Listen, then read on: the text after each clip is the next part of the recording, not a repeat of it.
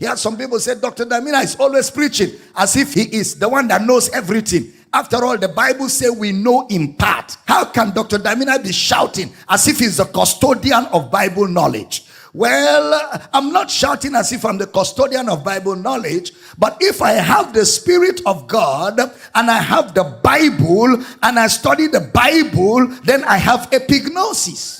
And if I have epignosis, I have complete knowledge. When he says we know in part, he was talking about the gifts of the Spirit. He wasn't talking about the revelation of God. For example, right now, I have the gift of prophecy. I have the gift of word of knowledge, word of wisdom in me. I have all those gifts. But right now, as I'm looking at you, I don't know what you are thinking, except that gift kicks in. When it comes to the knowledge of God in the scriptures, we don't know in part.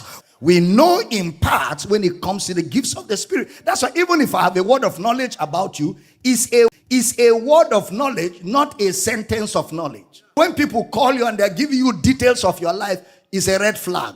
God does not reveal to anybody those kind of details. He will only give you an idea. Even Jesus will say, you have 5 husbands, but the one you're with is not. That's all he said. He didn't go into the first husband is called, the second one is called, because it's in part. God won't take your life and put in the hands of another man. No father does that. In fact, he will protect your secret. Even when giving people word of knowledge about you, there are things he will not tell. In most cases, it's an idea. Even the person talking may not be too sure. That's why sometimes they will say, 1, 2, and they will look at you. Because they want you to confirm. God has not given anybody such authority over another person. That's why it's called gifts of the Spirit.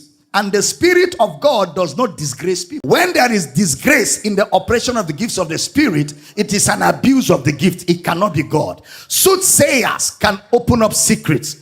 And diviners and sorcerers, they can predict. They can carry details because Satan is not covering anybody. But when it comes to God, even when the gifts of the Spirit are in operation, it is in love. He does it in a way he will not cause you damage. He will reveal it in a way he will not cause you harm. And he does it in a way he will not embarrass you in case you need to stay there and be a blessing. Even the woman that Jesus revealed her husbands, Jesus didn't tell people, he told her.